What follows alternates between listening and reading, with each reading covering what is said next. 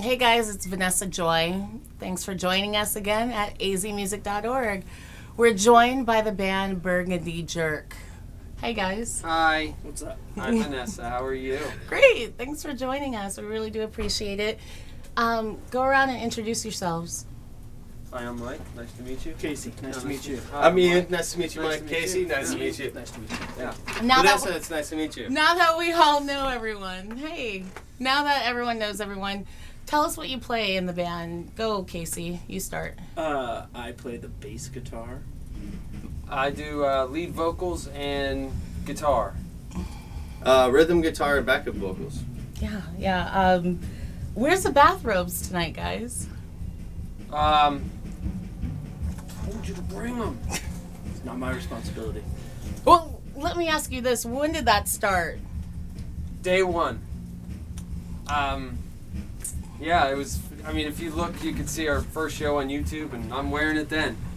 And Mike, you're basically the father of Burgandy Jurk. Yeah. This is your brainchild. Yes. When did you start? 94. 1994. It was. Always wanted to be in a band, and How old were you in 94? 17. Wow. Yeah. Well, I see you guys on a lot of pop punk bills, and I want to know, is that how you identify? We're more just any kind of music that's angry and aggressive. So I mean, we fit with Any pop kind of punk. bill that'll put us on. Yeah. Well, the funny thing, it's funny you mentioned that because actually we get put on a lot of metal shows.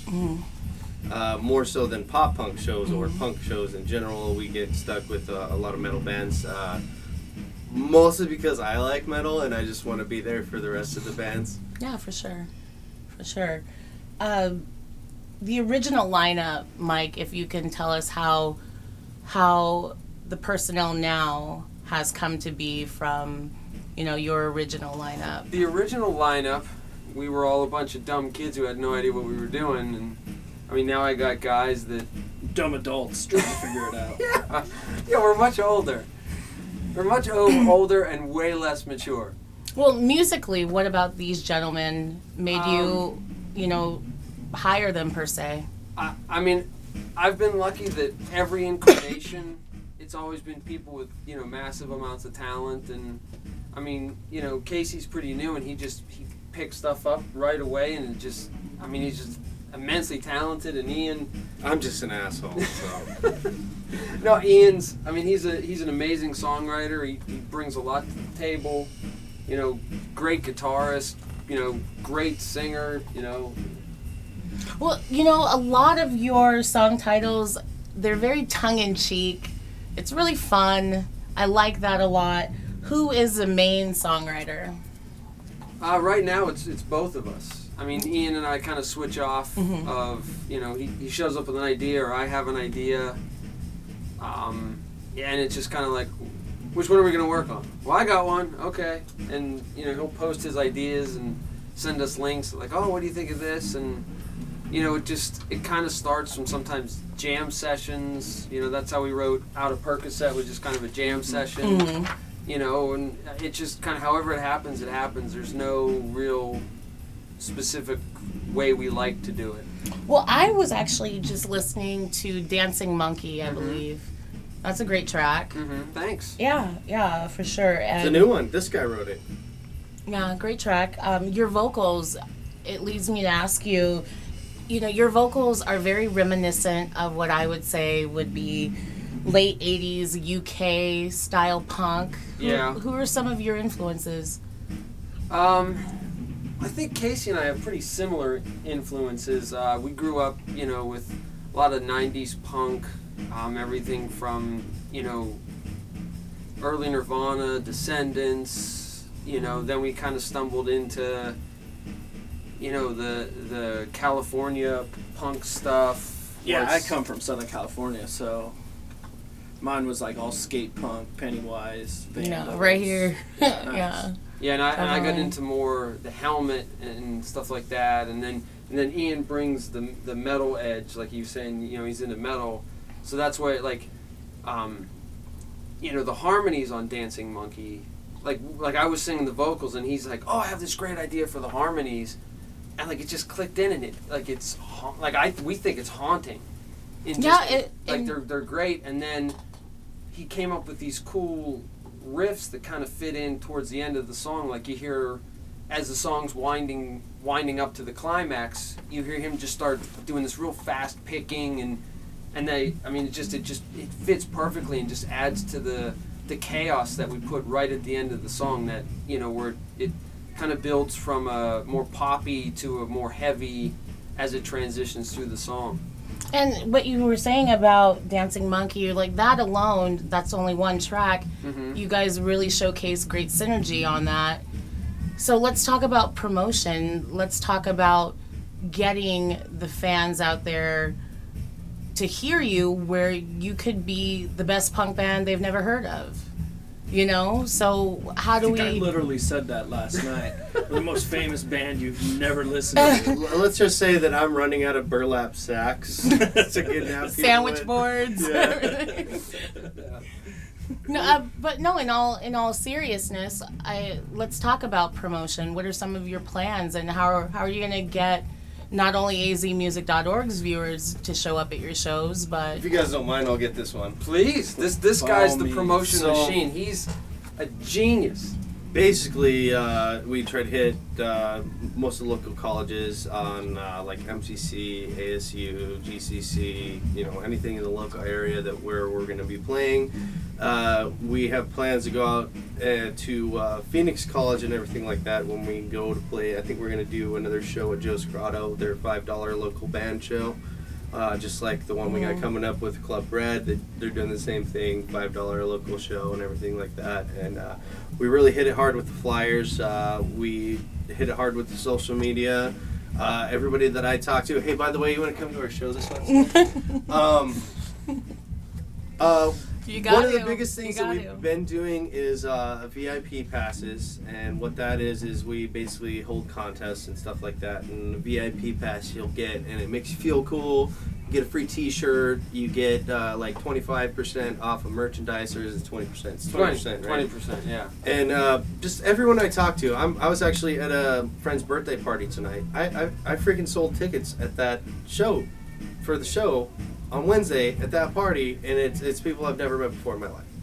And that's a great feeling. That's what it is. And that's a great feeling knowing that. Last weekend, me and James C. Rivas from Catch a Fire actually went to a Lightspeed Go show at one of their houses, and we partied all night. And the only person I gave a flyer to was actually the bassist of Lightspeed Go, and I was all, "Hey, I heard that you wanted this," like sarcastically, And gave him a sticker, and I was like, "Hey, I hope you guys don't mind if I'm handing out stickers." He's like, "You know what, man? You're awesome. You got to do what you got to do." Just handing out stickers at the show, and it's awesome. Like, everything that I do on my time off is promotion for our band. Yeah, well, you're doing a great job, because Burgandy Jurk stickers are ubiquitous around town. I was going to say, we hand out stickers everywhere we go. You've heard the name before, and you had mentioned Joe's Grotto. Let's talk about venues. After the whole 3 Bad Jacks fiasco, you had mentioned on social media that Rebel Lounge is one of your favorite venues. Yeah, we like that place. Yeah, they've been really nice to us. They treat us well. It's a ton of fun to play there.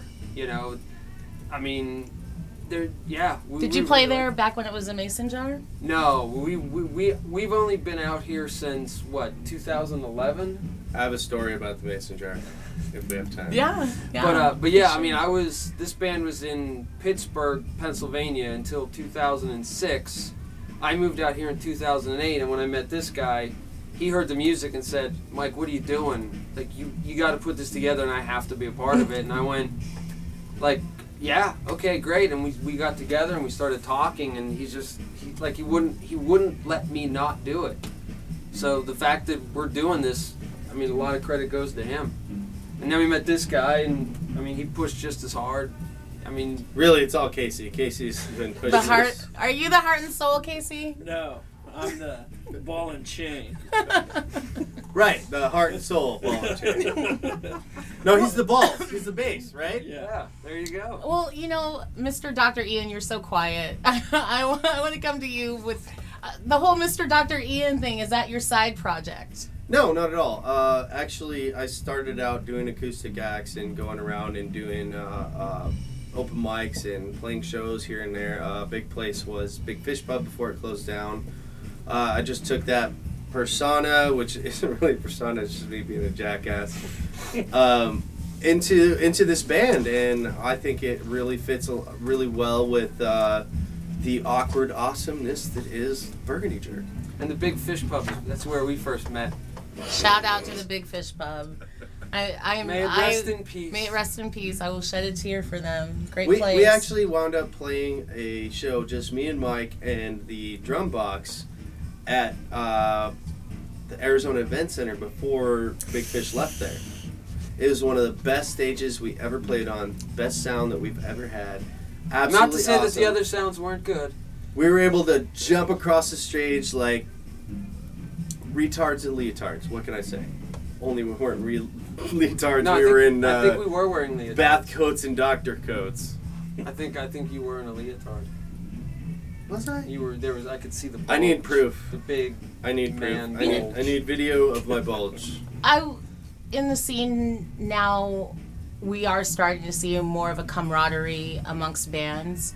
Who are some of your favorite bands to share a bill with? Well, I'm going to say every band that we're playing with on Wednesday. Absolutely. Yes, every band we're playing with on Wednesday. Every band we've ever played with. Yeah. Actually, we ran into a little bit of a problem when we went out to Vegas in January. What was it? The 7 Dirty Words or something like that. And they were a metal band, and they came out, and we had our merchandise set up on the table. And they came up, and this was like the equipment loading area kind of / merchandise area and things like that. So we set up our stuff, and then their drummer came in and started setting their drums literally up on top of our CD cases and stuff like that. Right on top of our merch.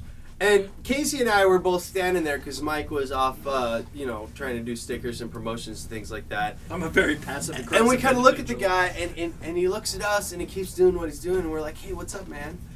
And by the end of the night, we're best friends with the guys. We wound up selling 10 times as much merch as any of the other bands, and we actually wound up giving $20 to that band because they wound up having so many problems with their touring van and everything. Yeah, their van broke down on the way. Well, Yeah. you guys just set me up for my next question. You guys played See how double. we did that? Yeah, you're good. You're good, you. I have a few bands that I like. Please, yeah, We we're. hate every band. I We do. walk off the Please stage. shout them out. You've got I do the have floor. a lot of hate. We walk off the However- stage and he just goes, I don't like it. Just like that. I like the Line Cutters. I think they're Yeah, I enjoy we have, them. we have a show. Super cool We have a gigs. show coming up with them on the 30th. Yeah. Yeah. Their mom is super hot. too. They're recording this. Good. Yeah. Maybe we can make a love connection with Casey and the No. Line Cutter's mom. No. His wife No. would appreciate Yeah. that. I love my wife Never mind. very much. Never mind. I like Catch the Fire too. Yeah, Catch the Fire. James is really nice to us. We love that guy. And Yeah, then, James is one of the hardest working men in the scene Yeah. right now. we're Definitely. trying to outdo him. Ethan 103. Yeah, course. They're nice to us. Of course. Yeah, they've thrown us more than a couple of bones. Well, you played Double Down Saloon in Vegas, Mhm. correct? Yeah. So how do you feel you were received by that Really crowd? well. The fan Yeah. went crazy. Well, No, yeah, it was great. once you get out of town, they treat you so much better as musicians. We showed up. Why do you think that is? Poor assholes out here in Arizona. I'm fucking Arizona native, and we're pricks. But I'm you- sorry to say. But you showed up to Vegas, and tell us how that was different. We were handed an envelope with money to play Yeah, before we even set up. The most important part was the drink tickets, though. Yeah, we were given 10 drink tickets. We were given an envelope full of money before we even set up. And then when we did wind up playing last, but the bar was still at least 2/3 capacity when we played. Well, venue owners, take note. Yeah, I mean, just coming from the East Coast, I've noticed a big change just from the difference between the East Coast and the West Coast. And, I mean, one of the things I would definitely say is there's a lot of oversaturation here. I mean, you'll see 5 and 6, touring bands. I mean, not even like, oh, there's 5 or 6 local shows. I mean, you'll see. I mean, I went to see Thrice, and Foo Fighters were playing across town, and so, I mean, because it's such a huge city, there's such oversaturation. So part of it is you have to accept the fact that if one of your fans has 3 of their favorite bands that are playing, they're only going to see one band that night. I mean, it's not like, oh yeah, I'm going to go to all 3 shows. Well, how? You can't. And so, I mean, that's just the way it works. There's not really anything you can do to say, this is a problem and this needs to change. It's, we'll go see your show this time, then the next time we're going to go see their show, and the next time we're going to go see their show, and then we'll come back around and see your show. And it's, it's the way it works, because there's so much stuff going on. I mean, there's art shows, there's music shows. I mean, how many venues are in this town? What, at least 100? And they're oversaturation. Big, and it's absolutely right. And I mean, oversaturation has its pluses and its minuses, just in the sense of, back east, it was so hard to get a show. I mean, you'd work and work and work, and out here it's really easy. It's, I mean, you send out a couple emails, they answer you back, yeah, we're good for this date, and so there's no stress in that. But then the opposite end is, back east, it was really easy to get people to come to a show because there's only 1 or 2 shows going on.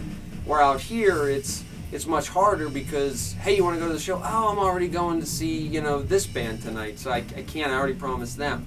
And there's a lot of things that we love about this scene, and obviously you've stayed here. What ties you to Arizona? What ties you to this music scene? Why are you here? Have you ever unloaded in a snowstorm? I can imagine. Back east, we opened up, I don't know if you remember the band Catch 22. Mm-hmm. We opened up for them, and the snowstorm was so bad, we couldn't get to the venue from the entrance to the parking lot to the venue because it was uphill. Mm-hmm. And so people were literally unloading their stuff into my parents' SUV, where we would drive it up to the entrance, unload, come back, get somebody else's stuff, and every band used their SUV just to get it to the loading gate. So you're here in really Arizona tough because of the weather conditions. Oh, it's fantastic. That's awesome. The fact that's that, awesome. Like, he was laughing at me at our first show when we played at Tempe Tavern, our first show, which, by the way, Pat set up. Thank you very much. And I started unloading stuff and just put it next to the stage, and the sound guy's like, "What are you doing?" Because back east, because of the snow and rain, there's a loading spot inside the place that's where all your stuff goes. And out here, I'm like, "What do you mean you put everything together in the parking lot? I've never heard of that." Well, I want to know about some of the upcoming studio work that you have planned. We are in the process of recording our 5th album. We've got, 7 songs pretty much tracked with guitar and bass, other than some stuff we're going through. We still have a couple more songs we're writing. In fact, Ian was just showing an idea he wrote today that we were going to work on. So, what's a projected date for some of your fans? Midsummer. So, we're real happy with it. Dancing Monkey's one of the tracks on it. We love that one. The song Duo. We're at the show. We're unleashing a couple new songs that'll be on it at the show on Wednesday. So yeah, it's going along really great, and it's a ton of fun. We're having a blast recording it. It's funny. On your Facebook page, on social media, there was a line that you had written. I'm not sure who handles it or who wrote it, but it was... Oh, we all spell it. It's glorious. Well, this one was, what's the most offensive thing I can post to get people riled up?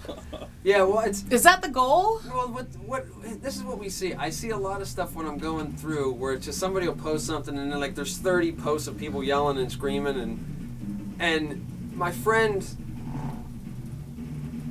We good? Yeah. Okay. My friend, who also is from the East Coast, likes to get people riled up. We just find it entertaining to watch people argue on Facebook. So that was kind of what that was I'm just going to... Let's just see if we can get people to comment, I suggested a threesome between the candidates that were most debated, Bernie Sanders, Trump, and Hillary. So to take us out, can you let AzMusic.org and your fans know where we can catch you coming up? Yeah, you can catch us Wednesday, April the 6th, April the 6th, Club Red. at Club Red. We'll be playing with Sunland, Cuervo, and Fish's Circle, who just changed their name to Arcotronic. I think that's it, Arcotronic. And then we're playing with the Line Cutters on the 30th at the Underground. And forgive me, we just got the show, so I forget who. Sad Kids, one of the other bands, and I forget the other one. Please forgive me, because like I said, we just lined it up this week. So. Just know that the Underground, as far as a place that's punk to play, probably the most scariest, darkest punk ass place to play. Very familiar with the Nile. We don't want to be there when Jesus comes back. Yeah, you don't want to be there when Jesus comes back. Unless he's really pissed, and then he'll be safe, because he's like, I'm not going down there. But the liquor license now does make it a lot more fun. That's true. But that is true. Wait, what? They're gonna serve me beer when I get there? Yeah. Oh my Seriously? Yeah, we're screwed. We're not sure about you shit. yet. But really, thanks, guys, for joining us. AzMusic.org. I'm Vanessa Joy, and that was Burgandy Jurk. And thank you very much for having us. Thank you, Vanessa.